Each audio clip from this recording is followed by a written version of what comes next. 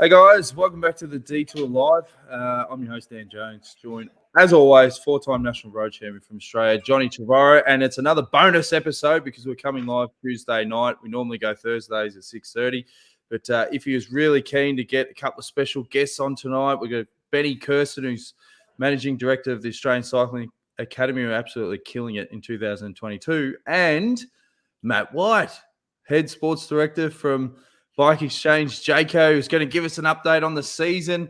And in true Iffy style, we've sent Whitey the link, and he said, nah. I told John I've got coaches meeting. So, John, we're live. We're supposed to tape him a bit earlier, evidently. Damn. Well, it's hard. One of my good mates, Steve Andrews, one of the great cyclists of years ago, has just arrived up here at the Gambia. We've had a couple of beers, and I missed that text from Whitey. So apologies. We can discuss it. Apologies. Good of you to look after me like that, Dan, and not Mate, I've got to talk to the fourth wall. I don't want people to think I'm behind these logistical nightmares. I've got to bloody tell them how it is to cover my own skin. That's how we roll on the Detour. But that just puts pressure on Benny Kersten because he's going to have to really carry the show. And lucky he's a good storyteller. So yes. What can you say about Benny? Give us a bit of an intro before we bring him on. Well, before we talk about what he's now doing with this great cycling academy team that they got going, he was one of our great track riders. There are Commonwealth Games champion, won the gold medal Commonwealth Games in the kilo. Second in the world, I think he was world junior champion. He might have been 2 years world junior time trial champion, and then second in the world senior, and then went over to the road and was a very good road rider. I think he was involved in that whole V Australia thing that all fell over in the end, and that might have been the end of it all. But yeah, a sensational bike rider. And he and Matty Wilson together have made this amazing team. There they are, the boys, best mates, happen to marry twin sisters, which is all it works well. Well, that can go two ways. They can either bring them together or split them gorgeous up. Girls. Absolutely gorgeous girls. And they're up on the Sunshine Coast, and they've done an amazing job, and we'll get him on to talk about that. So the Australian Cycling Academy, and here's Benny and his brother Joshy. Got the two of them together. The Kersten boys. We're doing one at a time. So now we've got Josh on as well. So Josh was like, he was the Ben Kersten before Ben Kersten. Was it 3 years between you guys? 4 years? Oh, we're a bit more. Maybe 5 years. 5 years. So Ben was our top kilo rider. I think you only got a bronze medal at the Com Games, but you're up there. You got a bronze medal at the Com Games, John. That's all I got. Medal? That's all I got. Oh, I got lost in dispatches. Yeah, but it was our big kilo man, and then in the next 4 or 5 years later, along come Benny. So it's great to see you two together. And you don't catch up a lot. So I know that, Benny, you've driven up from after the Warnie, got up to the whole home area, up you're up in Southern Highlands. Southern Highlands at the moment. But you guys are originally from Wollongong. We're from Wollongong. Wollongong, yeah, where the World Championship's going to be. So you know all about that. We'll talk to. Brad McGee's just popped his head in as well. Well, they're at Brad McGee's house, and Brad has just walked in the door, so we'll get him involved as well. Well, Matt White out, Brad McGee in. Yeah, we've got trio. Yeah. Well, we'll do that. Well, no, we'll leave Brad out for a moment because we'll get him on a minute talking about what's going on. The shower and stuff, so you can come back when you're ready. Yeah. Well, that sounds good. It sounds good. But let's go back to this team of yours, Benny. It's been going super well this year. You know, from every race you've done, from Bay Crits onto the Tour Down Under or the Santos Cycling Festival, Nationals, all of this. And now Tour of Gippsland just last week. But the big one, the Warnie on the weekend, you managed to snaffle both the men's and women's Warnie. So just tell us a little bit about that great form that you've got right now. Yeah, look, this is our fourth season. We started from scratch, and it was heavily development based. A lot of our riders, the majority of our riders relocate to the Sunshine Coast and go to university. It's like a holistic sort of based program. So anything like this does take time to get momentum and traction. And last year we did in COVID, especially, we did a lot of sort of soul searching and restructuring and figured out sort of where we wanted to be and how we wanted to be. And we'd had 3 years of pretty good success. We won the Nationals with Freeburg and many international UCI races, which was good.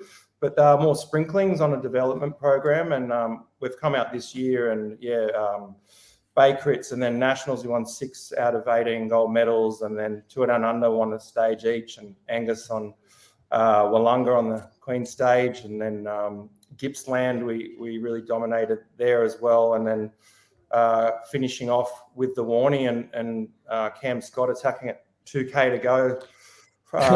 We're watching vision of that right now. For those who were on podcast, wouldn't see any of that. It was an amazing but it was ride. a great. Well, he nearly fixed. He nearly fixed Jones up on the line. He had 20 metres lead at 1 metre to go, and a metre after the line they were past him. So he hit it that hard with 2K to go. It was phenomenal. And then on top of that, we're very privileged to win the first ever women's Warnie. So that's an historical one for us. It meant a lot with Maeve Plouffe. She's on fire at the moment. She's untouchable. Well, I've got highlights at the final there as well, Iffy. So I can just scroll back to the key. It was a fantastic race, actually. The Warnie now has really come to life with what they've done. So congratulations to Cycling Australia and to or Oz Cycling as they are, and Karen Jones and all those. But here's the finish here. And you see, look, there's Maeve sitting there, second wheel. I think that was national champion. And she sprints pretty much in the seat. That's the thing that everyone was talking about. Like, it's not a traditional sprinting style, Benny.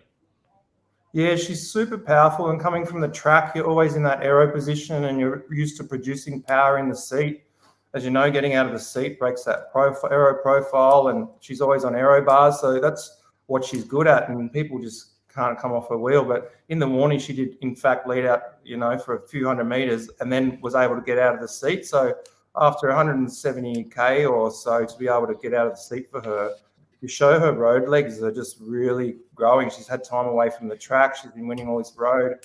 And that's what I found when I switched to road. In the beginning, the first year, I couldn't get out of the seat at the end. And when I found my road legs, being able to really start getting out of the seat at the end, and you can see that happening with her. But I think the great thing about that race was they averaged about 36 kilometres an hour, and there was 45-kilometre gust headwinds straight on the nose for the last hour. So it was an exciting race, and it was a privilege to be part of it. I was going to say, Benny, do you find that the results that you're getting now, and I saw interviews with you at Tour of Gippsland saying that, this primarily was a development team, but we're seeing in world cycling, these young riders are just killing it. Normally you do your apprenticeship and, you get to your peak at sort of 25 to 28. Is this a reflection of the results that you're getting, what's happening globally, and why do you think these young guys are just smashing it, pretty quick in their careers?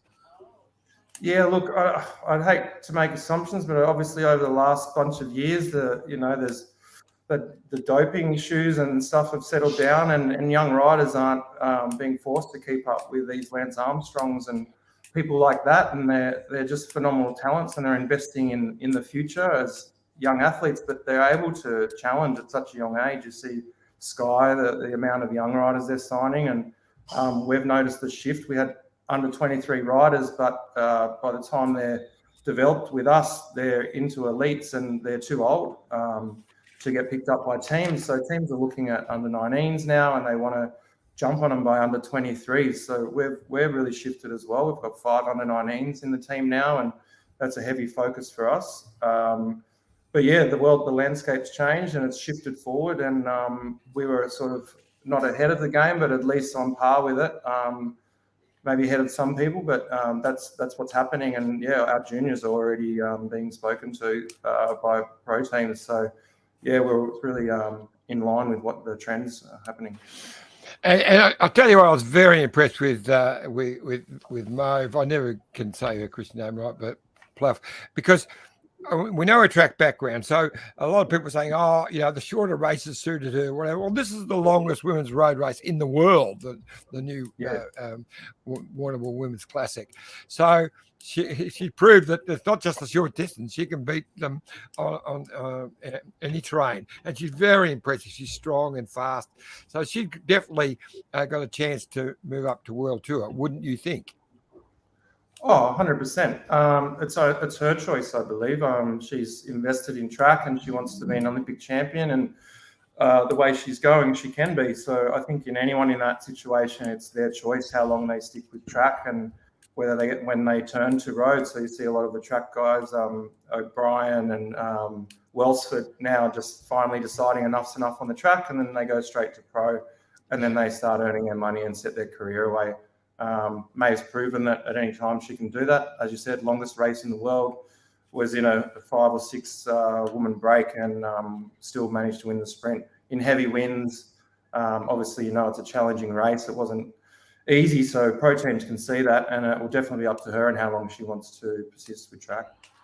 Now, with the program, obviously we've seen in the past guys like Michael Drapak that had about obviously being a bike rider, but what you did off the bike and was really big on education and things like that. Now, you guys, obviously I know Matty Wilson pretty well, and I remember when he was telling about the concept in the early days, he was like, no, this is a holistic approach, because that understanding that as a bike rider, how important is that balance on the bike and off the bike? Yeah, 100%. There's so many burnouts and so many issues with young athletes that don't make it, or even ones that do, that don't have a balanced life or an educational backup. And that was the main ethos of the program. We didn't want to go world tour. We didn't want to dominate. We wanted to give riders, another backup in life, and we wanted to nurture them better and almost make them feel loved and appreciated, give them a set of life skills. So a lot of our experience, particularly when you're out and you're on your own, and then you spend the next 5 years soul searching with our riders, whether they they move on from the team through misselection or they just want to retire, they'll have university degrees, and it's all on good terms. And it's their choice, and they know where they're going in life. And 24 out of our 26 men and women are at university, and they're just really solid, structured people, have a great environment around them. We've got some great staff, men and women staff, and we've got a great system at the University of the Sunshine Coast. We have psychologists and strength and conditioners and nutritionists, and we're doing our very best to just look after them as a total package. Matt Wilson has a management company now for the riders, so the riders in our team get that ability to have him and his partners search for them into World Tour teams. We're not just writing random emails. So it is a whole round package, and they are on a pathway. And we've turned a couple of riders pro per year the last 2 years, and we're looking to even increase that more. Now, Josh, I saw you nodding your head when we asked that question. What's your involvement in the program, mate? Not that much, really. I haven't actually seen Ben in a long time, and the thing is, this catch up here, we've been trying to plan for about a month now, and it's just come together. But he's extremely busy, does a lot of travel. COVID hasn't made things easy in terms of us connecting. As much as we'd like to get to the Sunshine Coast, we've moved the holiday 3 times, and hopefully back up there at Easter. But not huge involvement. But look, I'm hugely supportive, and as we all are. But they're doing some really good things, and I think we were involved years ago with the Illawarra Academy of Sport, and we've had a lot of riders come through that program, which we've moved up. Including Caleb Ewan, who's from this area as well. And just seeing that involvement and what it can do to bring those young riders up. But yeah, they're doing some great things. Joshy, I can remember you riding back in the old days, and you were one of the few riders of that era who used to come and have a beer with me. So we clicked pretty well. I can remember that. But looking at it from now, it's a couple of yeah, I know, I've noticed. It's a couple of generations later. What have you seen the difference in like the track programs and what's happening in Australia now compared to your day? Oh, look, things were pretty different when I was riding, through I guess you call it the Charlie Walsh era. And Brad and I used to race together and we were roommates for many years. But things were very different, although we were professional or amateur, if you want to call it, but we were full-time bike riders. I've seen a real swing in terms of the way that riders are these days, so much more professional. They focus, they look after themselves.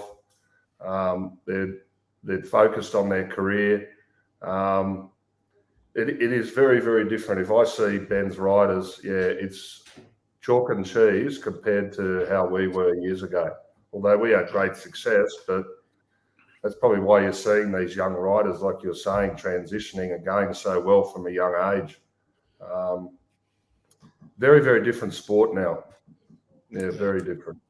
Is one of the issues, Benny, like, okay, you've got two distinct categories here. You got the men's and you got the women's. Now, obviously, things have, they're progressing pretty well from the women's scheduling point of view and more coverage, and we've got base wages and so forth now. But it feels like on paper there's probably a bit more pressure on the women's side to have that balance, to have that degree, because it used to break my heart when you see these riders that are putting in the same hours as the men's, but they just weren't getting the financial support, which would mean if that falls over, you don't have that nest egg that if you were a male rider getting good coin, you've got that backup so that you can go, all right, well, I've got a couple of years to sort out what I want to do. Yeah, I guess it's a double-edged sword, and everyone's fighting for equality, including us, and women's cycling is growing in leaps and bounds. You see the televisation now and like the women's warning and minimum wages, growing teams and bigger teams. We've got young riders now being asked to come over, and I used to sort of look at it in the other way, where women are peaking at like 30 and they can ride to 40. Some women can start riding at 35 and turn pro. So I used to think, oh, geez, that'd be nice. You could get your career sorted, your education sorted, and then go on to cycling. And if it doesn't work out, which happens just as much as the men, they come back home and they can continue on their life path. And you see there are not many women that were committing suicide and going off the rails after retirement compared to young blokes, because they were getting picked up at 17 and 18 and then dropped at 22, and then they just go into this spiral. So I used to think it was a great thing that women could still be picked up at a later age, but I also think it's a great thing now that they have the option at a younger age as well. But I think in general, women are just more switched on and able to go and set their sights and balance both. Most of them are doing both.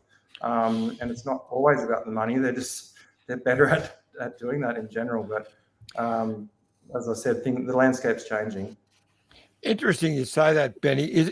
Do you think part of it, there was no expectations from the women? They didn't expect to be getting a big wage.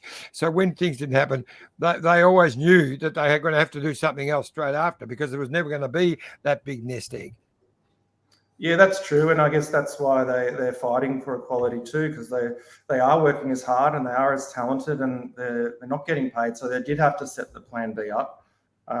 So I guess that's why that's happened.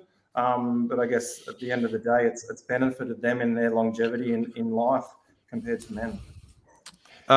If we were going to take a quick drinks break, because I know Josh is dying of thirst. And just before you do, I was going to say, before we move off the water ball, because I was just going to say, I was very impressed with Cam Scott.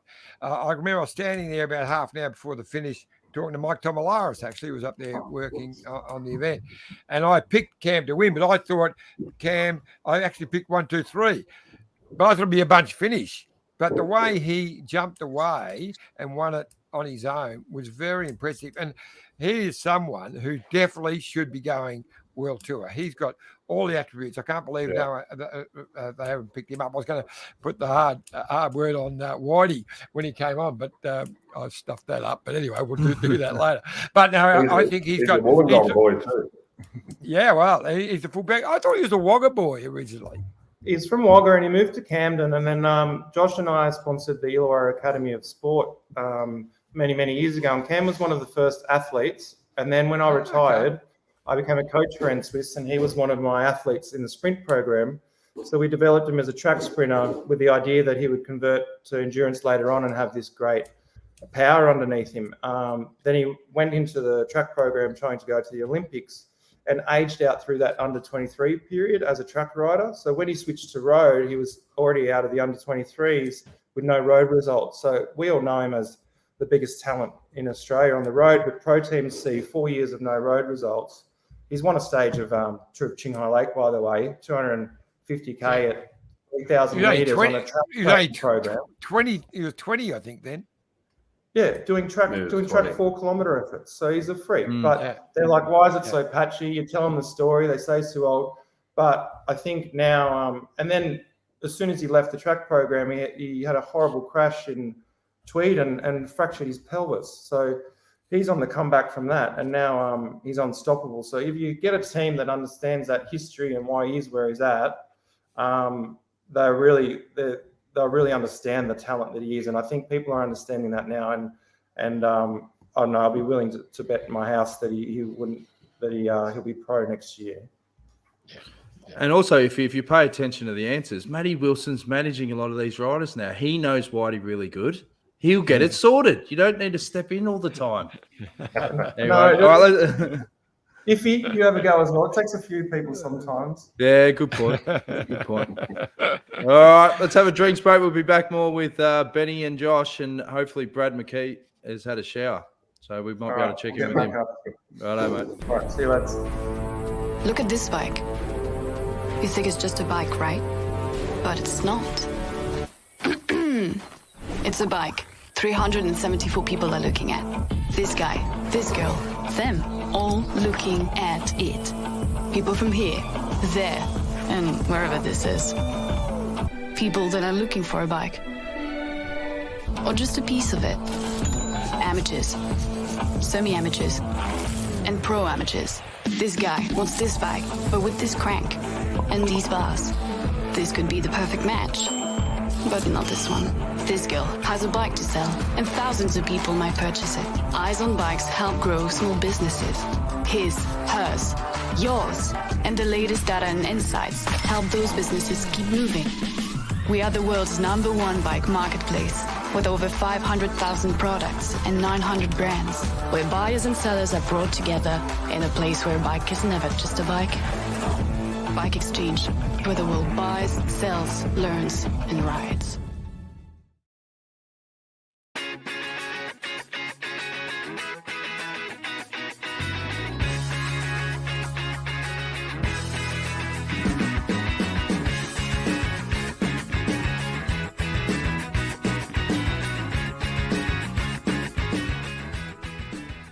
Are you dreaming of the ultimate cycling holiday?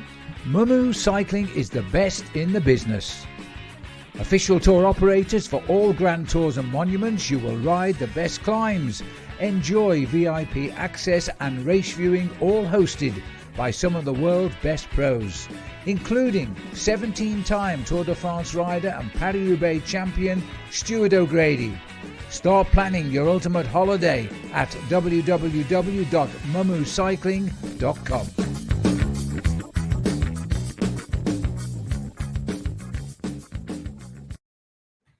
Thanks to Bike Exchange and Mumu Cycling. Now, if you've got some notes for Mumu, we've only got 2 spots left for the classics, and there's some big names that are going to be over there with them. Seriously, I mean, this is the trip of a lifetime. Listen to this lineup. You've got Stewie O'Grady, who knows a little bit about it, right? Paris-Roubaix. They're doing the official rides. They're doing the Paris-Roubaix Grand Fondo and the Amstel Gold, because they've changed the date of some of those things. But these are some of so you've got 2 places, and it's guaranteed. A lot of the tour groups at the moment are worried about that. Just saying, hopefully, this is guaranteed. They're going. Only 2 spots left. This is some of the guests you will mix with. Eddie Merckx, one of the slicks. I can't remember whether it's which one it is, but we'll throw them both in. They'll both be there. One of them is definitely there. Tom Boonen and Johan Museo, Mr. Tour of Flanders. So these are sensational guys. And you don't just meet them. You sit down with them, you have a drink with them, and they tell stories. And Stewie and Tom Boonen will swap some stories. So it'll be something really special. So if you can get over there for the classics, it's not that far away. It's only like 6 weeks, but jump in and do it. It's going to be sensational. Yeah. And the Giro, they're doing the first week as well. They are. So a big push on the first week of the Giro. So led by the great Moo group and John Trevorrow. Evidently, I've been thrown in on the mix. Oh, wow. Well, that could be a detriment. But anyway, it will be a lot of fun. So right from the start in Budapest, I haven't been to Budapest. I'm looking forward to going to Hungary. 3 days up there and then fly down to Sicily. And then continue on for the rest of the week right through and up Mount Etna in Sicily. It's going to be amazing.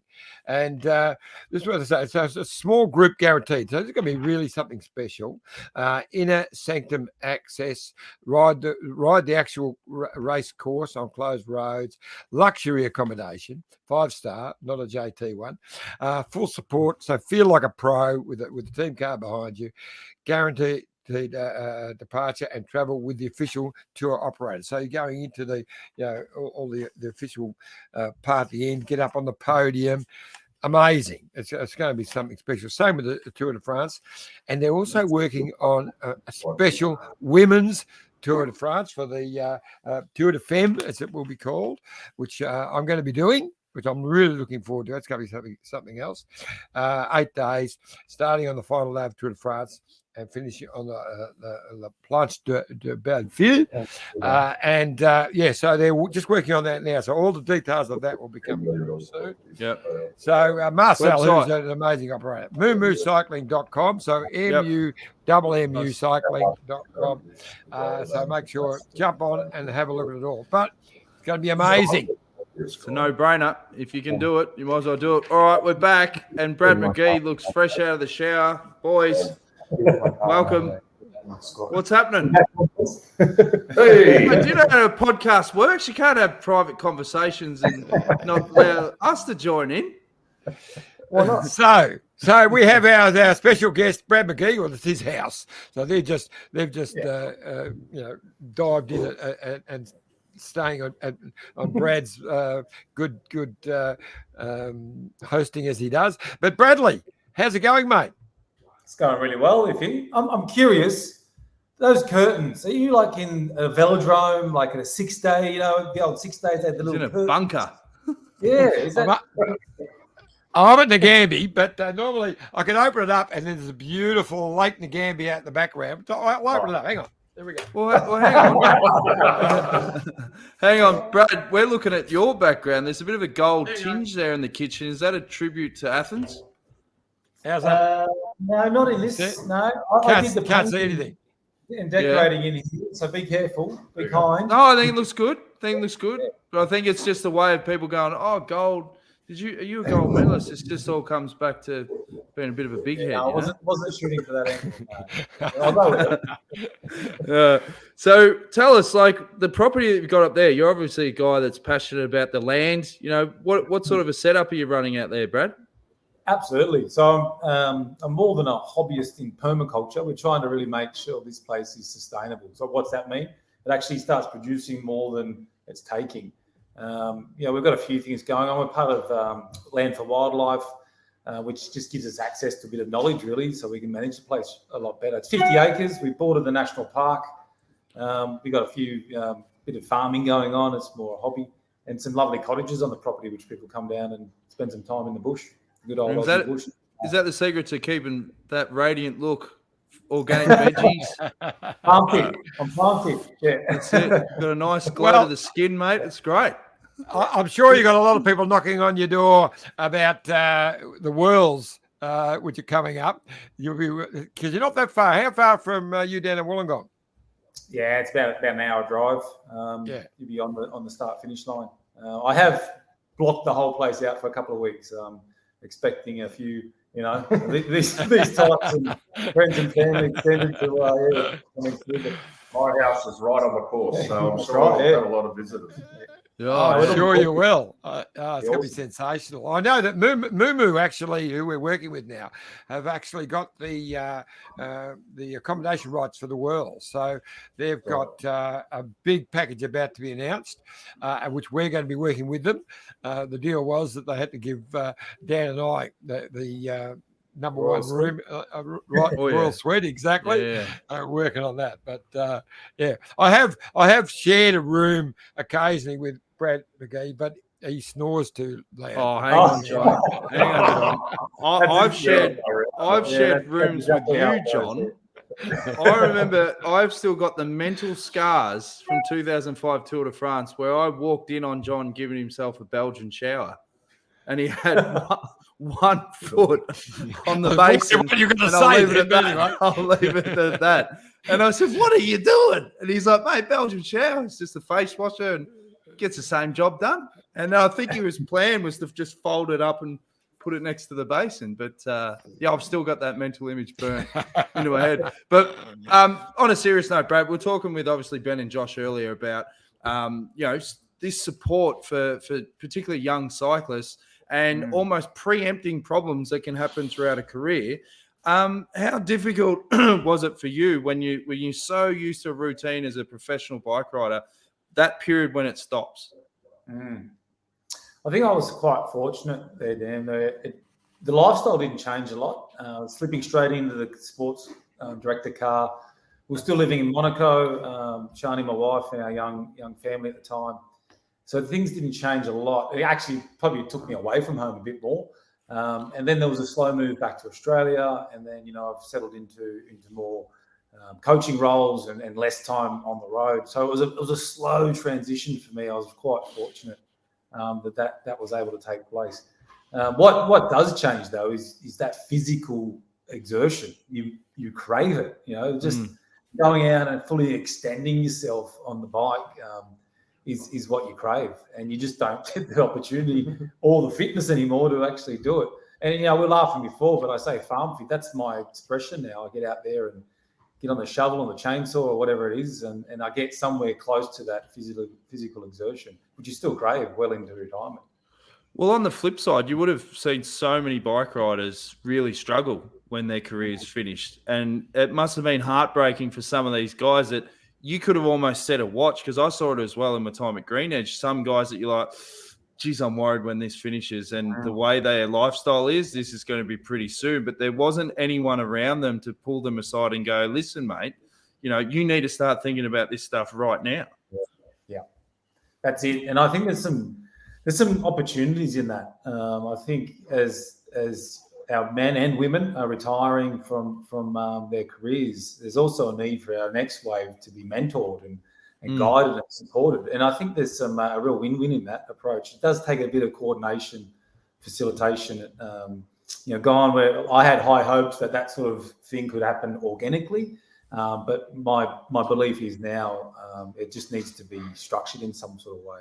And like I said, it can be mutually beneficial. Iffy? I was just going to say, one of my favourite tours was back in the Giro when I had the detour crew, and we were following. There was Brad and Matty Wilson and Baden Cook in the FDJ team, and lucky enough to stay in the same hotel a few times. We had an absolute magnificent 3 weeks. But going back from that, so in my day there wasn't 10 English-speaking riders in the European peloton, maybe 3 Aussies. In your time, there was probably a dozen, but not much more, a few more. What do you think now, Bradley, when you're looking at it and you're seeing something like 30 to 40 Aussies riding World Tour and Pro Conti? It's staggering, awesome, isn't it? Yeah. It is staggering. I mean, my time, I can remember spending a lot of time down the back of the peloton, congregating with the Aussies and and others that could understand Nick Gates and his jokes, because that was a place to be. It was awesome. Now they've got to come up with a choice of where they're hanging out with in the peloton. It must be crazy for them. But it is a game changer now. Like just in the language itself, English took over the peloton many years ago. A lot of sort of American, US style business operations in the way those teams are operating. I really feel for the young men and women now in the pros. It seems to be a lot less freedoms. There's a lot of control. There's a lot more expectations out of their performances on a daily. What I'm saying is, where's the room for magic? Where's the room for that? Expressing yourself and finding a new level. It just seems to be a little bit too controlled. But how they find and express themselves in amongst that world now is a real challenge, I reckon. And the season is so long. There really is no off season. The careers are longer and the seasons are longer. It's just full on for these young men and women. Now, we had Rory Sutherland on the potty a couple of months ago now, and Awesome. he talked about a few interesting things, and one of the things was around he doesn't want to carry guys in the Australian program that don't have that passion to wear the jersey, and his concern was clear that has died off quite a bit. Now, you've represented the country on numerous occasions, same with yourself, Benny, but do you think that there is a bit of a cultural... And Josh, don't leave Josh out. Well, sorry, Josh, my research on this show is terrible. So all three of you have represented the green and gold. But do you think that there's something that needs to tweak? Because you have got these guys in the Pro Tour that are on massive money, massive contracts. They've all got egos. They all want to win. How do you turn that culture around so that Australian cycling on the world scene are just dominating? Because we're seeing that in the Pro Tour ranks, but how do we get that click? Yeah, I think it has been discussed. It'll be interesting to see what the boys think. A great idea came out of the last couple of national teams I was involved with, and some of the boys were talking about this very thing. They're keen to get involved with junior development, but there's also how do you maintain that sense of pride in pulling on the Aussie jersey. And there's some ideas around maybe actually acknowledging where you sit as a new member to the Australian cycling team. I'm going to use the connection to cricket. They have the baggy green, the presentation. Rugby, they'll have old rugby stars ringing up the new recruits, saying, welcoming to the team, you've been selected, and just joining that connection between what has been and what will be in the future. I think there's things we can actually do around that. As again, what I was talking about before, the seasons are longer, the expectations are longer. It is going to become more and more difficult for our young Aussies to commit professionally to the national team representation. So what can we do to augment that, the pride and the valour in actually donning that jersey? I reckon there's things to be done. Well, given I've flicked you before, Josh, what's your opinion on all of that, mate?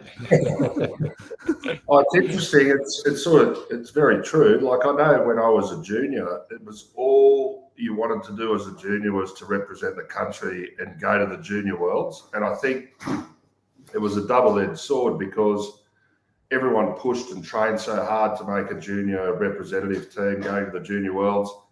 And then there was a lot of burnout. We lost a lot of young athletes after that point, just the way that the national team was structured at the time. But it was a huge thing for us back then. It was a huge amount of pride. But again, I was a track sprinter as well. So I really, that was all I had to look forward to, really. I couldn't turn pro, and I was never going to be a road rider. But so for me, it was great representing the country. But I can see, on the other hand, with the road professionals, they're getting paid good income. Their teams are very, they're dominating, and they want them to come back and represent the team, and letting them go away for Worlds or Olympics and train with national teams. And again, it's changed. It's changed a lot. But I love putting on the green and gold. There's no doubt about that. But that was what I did. Still squeeze into it every now and then, do you, Josh? No. If he... It's funny, and even going back before that, Joshy, as you would know, it was also to get into a state team and to wear, for me, the big V, but you to wear the New South Wales blue. That was really something special to make a state team. Oh, Matter of right. fact, my first state team, when I was 20, was when I won the Australian road title. I could never get in as a junior or anything before. So just to make a state team was very, very hard back in those days.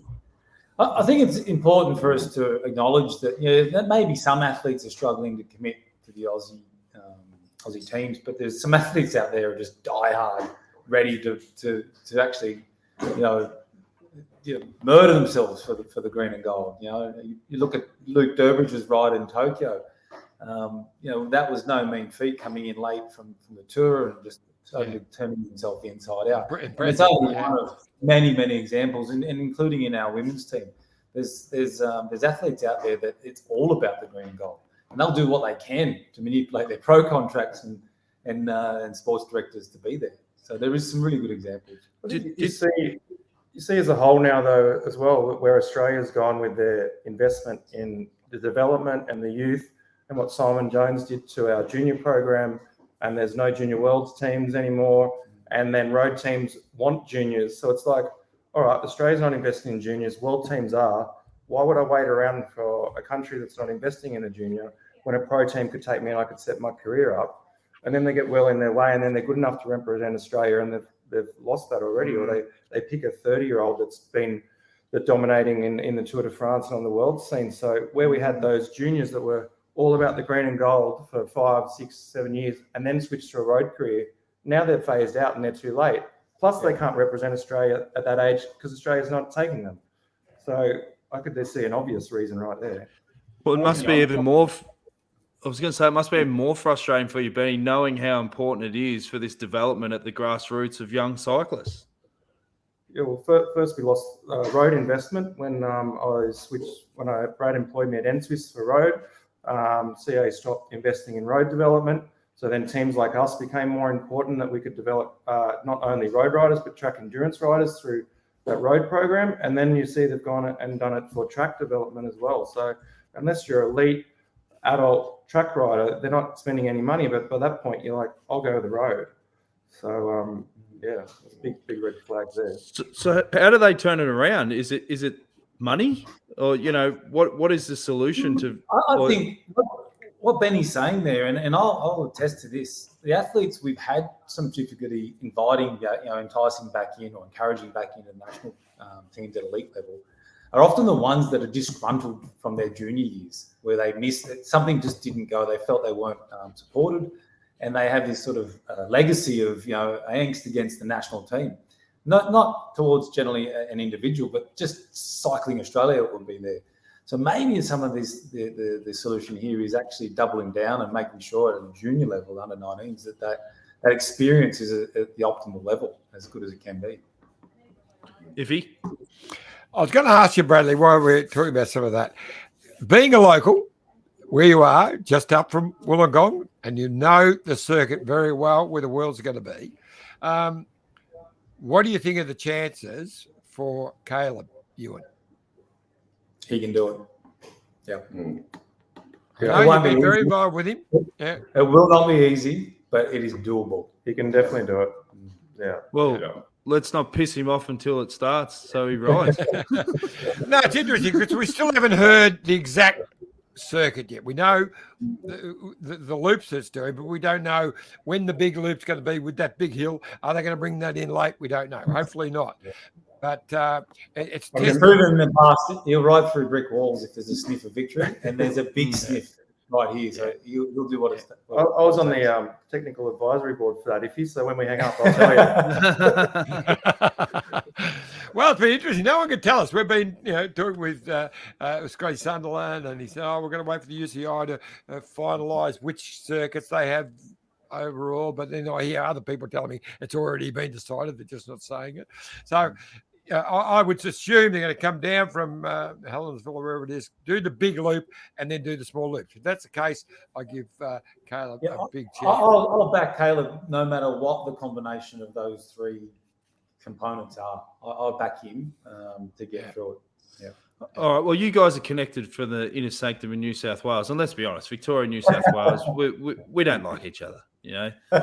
We're paranoid from a Victorian point of view that if this thing goes too good, you're going to take the bloody Nationals off Ballarat? Is there a plan in place to capitalise on this Worlds at Wollongong? I reckon And are you you going to need to get steal it? Need to get Renshaw on. He's the man that will take the bundle from Ballarat. Yeah, you're taking the Bathurst. You're taking the Bathurst. Yeah. Why not? That's it. Why not? What about That's the it. Sunshine? Yeah, round Bathurst, to be fair, sensational. Yeah. Bathurst But Bakerits. Yeah. Yeah. Now the Bakerits. Now, of you three, who hasn't ridden the Bakerits? Put your hand up. Who hasn't ridden in the Bakerits? Yeah, a few times. I'd like to put my hand up, Iffy, but unfortunately, That's right. Brad. I remember having a few very creative contractual arrangements to ride the Bakerits, including Creative shares- meaning I'm good for it. Shares in a racehorse and a couple of chooks and. Actually, I don't think we've received the chooks yet. Take this. Really good. I'm farming now. I've got somewhere to put them. I do know a story about some riders that received a share in a racehorse to do the Bakerits and went to watch it, and it jumped the fence afterwards, broke its leg, and they put it down. So and it won. So they're like, we're on a winning year. Then jumped the fence, broke its leg. Yeah, it's unfortunate. That was the horse that I was going to give Bradley to ride, but anyway. So, I didn't get any shares in a racehorse. What happened?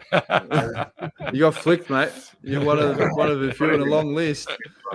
But so Betty, back to what we're talking about with the program. I mean, what is the plan sort of moving forward in terms of this thing is clearly results, you're proving that on the road.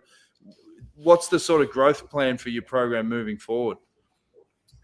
Look, a lot of that I really wouldn't like to discuss on here, but in general, just the results we're having now aren't particularly part of the plan, but it was more about, and we had some help from a really good friend who helped us really restructure and get our sites sorted for this year, and it's really paid dividends. And it was all about just stripping it back down and being really athlete focused and focusing on each individual athlete and their plan and their future and their career. And then just the fact that that's all going well and we reshaped our whole team ethics and everyone's just 100% in as a team. They're feeling loved as an individual. They're getting all the support they need. And it's just all coming together. We all know what we're doing. We all know where we want to go. And then just the stepping stones now that we have in place. So the riders that are going all in and doing well are getting the results and they're getting contracts and it's worthwhile and they've got buy-in from us and the team and they're seeing them get results and other people get results and they're seeing the career pathway. And I think we're just going to keep growing that. We've got a few things in the cards that'll just continue that growth. Not necessarily bigger, just better at what we're doing. Mate, that's fantastic, but I will have one negative. Don't you ever say to us you're not willing to discuss this on the detail. When you show up on here, mate, it's full transparency. But I trust you. I'll let that one slip. Iffy, before we let these guys wrap up. He's ringing his racehorse dealer to see if he can. Yeah, he's trying to get another. I was just apologising to Whitey, who just got stuck into me. But anyway, it's all good. I've got a couple of live comments. Simon Knowles, best cycling podcast bar none. Checks in the mail, mate. David says, Iffy, were you on the bike track between Brimley and 13th this morning going so fast? All I saw was fluoro green, yellow flash. That couldn't have been you. Definitely wasn't. I'm up at the No. No, I do a flash now and again, but it's nothing to do with that. Yeah. And Matt says, great potty, guys. Shout out to Blackburn Cycling Club. They have fantastic junior track road program. So, Blackburn Yeah. Bring back the clubs. No. The clubs. No. Parramatta. Yeah, Parramatta. No, that's Bring back the clubs. It is important. You did right. You did right. Bring back right, Bradley. That's what it's about. That's exactly. Yep. No, good idea. There's a handful of clubs that are doing it so well. There's a few of them in Victoria, who nurture the youngsters, and like Brunswick, it's fantastic. They have all these junior developments. It's wonderful to see. Victoria's been amazing with the junior clubs. I swear. Victoria's just pumping out amazing cyclists. Great with their junior development, putting a lot into their clubs, and there's a lot of awesome Victorian riders now on the scene, and that's showing. Like, you put into the juniors and look what happens. Yeah, and it's what you guys are doing up there. Every weekend we raced as juniors. We'll race as club. We go to Sydney, go to Tempe. We spent our whole summer every weekend racing. And that sort of set the scene, I guess, as juniors. Yep. Shout out to everyone out there that's associated with the clubs, doing fantastic stuff. Any final questions? Well, just talk about just how well the Aussies are going as this season is starting. It was great to see Simon Clark at his last minute call back into the World Tour, which he should never have left, and to see how well he's going now. I mean, it's sensational what he's doing. And he rang me last night, actually. It was just a WhatsApp call late in the evening. It was great to say he just got back from Italy and about to head up to the classics. But he was actually, he said to thank you to Dan. He said that we helped him so much with the old Detour podcast. We got him the contract. Let's not sugarcoat it. Maybe not. But I'll tell you what he did say. He couldn't stop raving about the Factor bike. He said it's the best thing he's ever ridden. So there you go. The Factor boys will be very happy about that. They must be pretty good. But Bradley, just we've got all, Caleb's back in great form already. He's had a really solid win. Young Ben O'Connor, Jack Hay, these guys are this year is looking exciting. We're going to have some Aussies at the front end of the Grand Tours without any doubt. I'm asking you because I wanted you commenting on this the other day. Yeah, we just can't wait for the season to start. The classics themselves, and then into the tours and the big build-up. And the more we can talk this through as it's coming up, and be attentive, who to look out for. I'm just the couch potato now watching these races, so I'll be leaning on you guys to get that inside info. Who's running hot and who to look out for. It just creates a much better experience, doesn't it, as the spectator? Yeah. That's it. And good to see Quintana. He's back in form. He's had a couple of wins already, and everyone was wiping him off. He's gone to a second-tier team, but he's back in form. And young contract year. Evenepoel, he did a time trial the other day. Just I thought, wow, everything they've been saying about him, it's true. He's I reckon we'll really see what he can do this year. But I'm still going for Simon Yates to win the Giro. I reckon he's got it in him, and I reckon Simon will bring one in for Bike Exchange JK.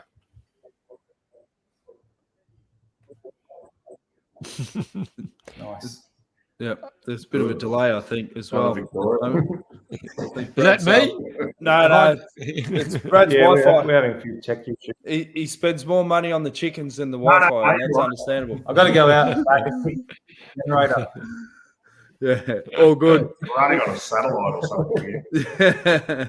All right, well, thanks for joining us on the Detour, guys. We'll check it again soon, and it'll probably be around accommodation because something will fall through at the last minute, and just set us up with a tent out the back, Brad, and we'll have a organic roast veggies, and you'll look after us, mate. It'll be great.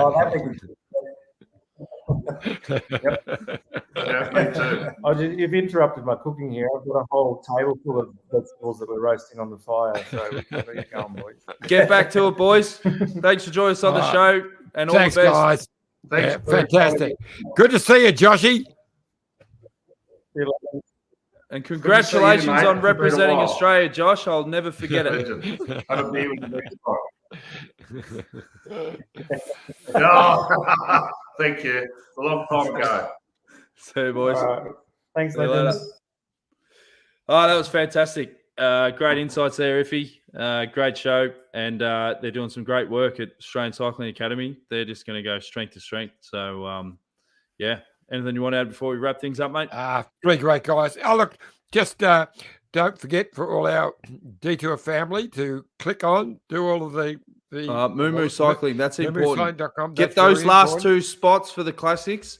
If you want to go and rub shoulders with the biggest name in cycling, there's only one way to do it, MooMooCycling.com. And as I said in the last episode, if I could pick one race to go to, it's Paris-Roubaix.